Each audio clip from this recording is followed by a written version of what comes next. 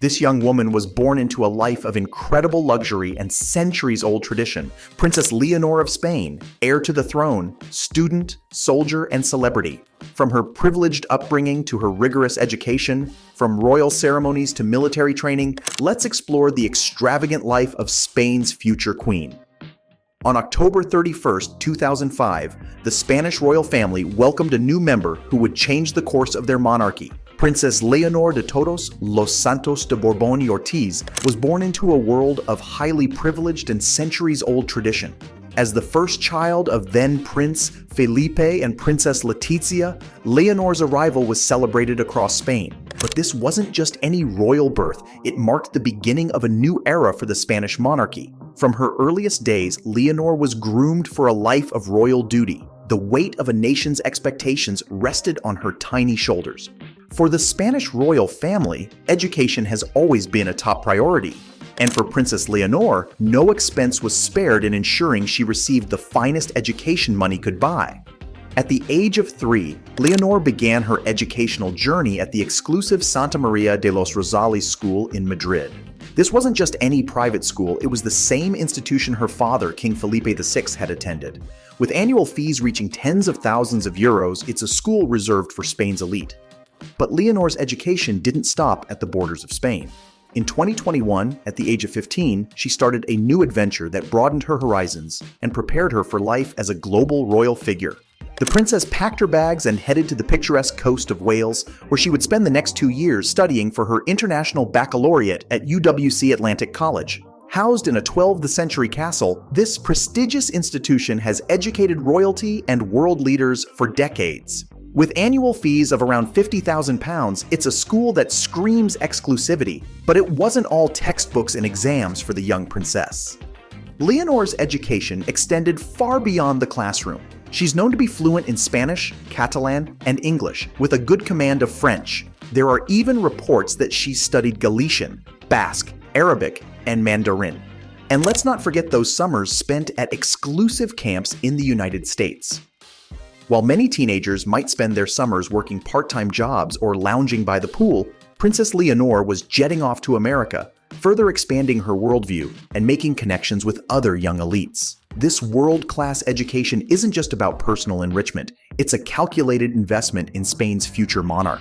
But education is just one aspect of Leonor's privileged life. In the world of royalty, titles aren't just fancy words. They're symbols of power, heritage, and responsibility. And Princess Leonor has quite the collection.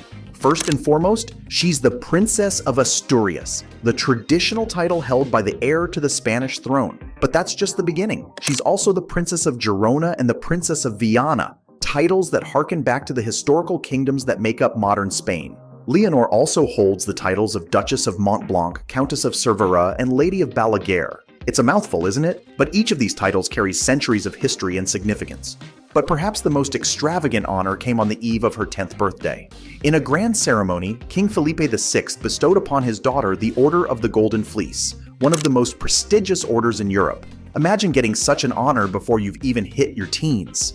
With all these titles and honors, it's clear that Princess Leonor isn't just any teenager. She's a living symbol of Spain's monarchy and its future. But how does all this translate into her public life? Let's find out. Take, for instance, her first official visit to the San Javier Air Force Base in Murcia. While most kids her age were learning to ride bikes, Leonor was being introduced to military aircraft and protocols. As she's grown older, Leonor's presence at royal ceremonies and events has become more frequent and more significant. From National Day parades to the Princess of Asturias awards, she's becoming a familiar face at Spain's most important national events. These public appearances aren't just photo opportunities. They're carefully orchestrated introductions of Spain's future queen to her future subjects. But Leonor's preparation for her royal role goes beyond public events. In Spain, as in many monarchies, there's a long tradition of royals serving in the military, and Princess Leonor is following the same tradition. In August 2023, at the age of 17, Leonor began a 3-year military education program.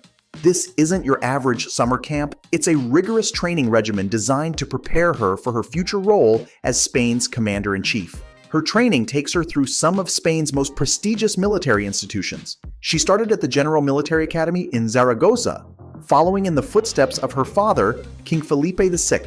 From there, she'll move on to the Naval Military Academy in Marin, and finally to the General Heir Academy in Murcia. This military training is more than just a tradition. It's a crucial part of Leonor's preparation for her future role. But her education in statecraft doesn't stop at Spain's borders. Let's look at how she's already making her mark on the international stage. In July 2022, at just 16 years old, Leonor made her first official international trip. She traveled to England to support the Spanish team at the UEFA Women's Euro 2022. This wasn't just about watching football. It was a diplomatic mission, showcasing Spain's support for women's sports on an international stage. But perhaps her most significant international appearance came in July 2024, with her first solo official foreign visit to Portugal. Invited by Portuguese President Marcelo Rebelo de Sousa, Leonor's visit focused on environmental protection and ocean conservation. During this visit, Leonor was awarded the Grand Cross of the Military Order of Christ, one of Portugal's highest honors. It's an extraordinary accolade for someone so young, demonstrating the diplomatic importance already placed on Spain's future queen. These international appearances are more than just trips abroad. They're Princess Leonor's introduction to the world stage, where she'll one day represent Spain as its head of state. But before that day comes, there was one more major milestone to celebrate: her 18th birthday. And as you might expect, it was no ordinary party. For most teenagers, turning 18 is a significant milestone, but for Princess Leonor, it was a national event, marked with pomp, ceremony, and more than a little extravagance.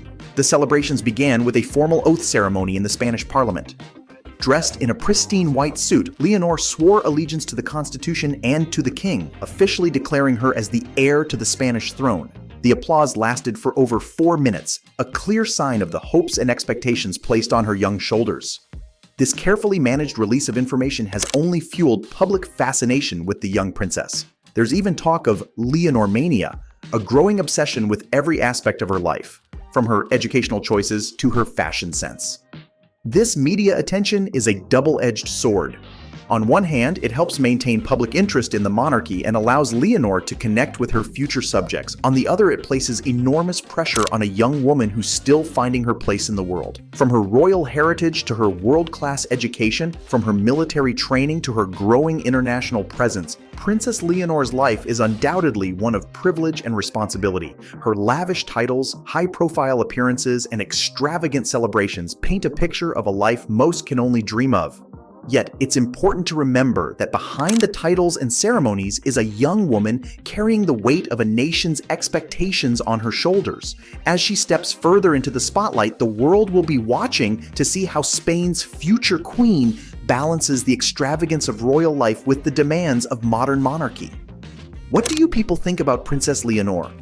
Will she be able to maintain the relevance of the Spanish monarchy in the 21st century? Let me know your thoughts in the comments below.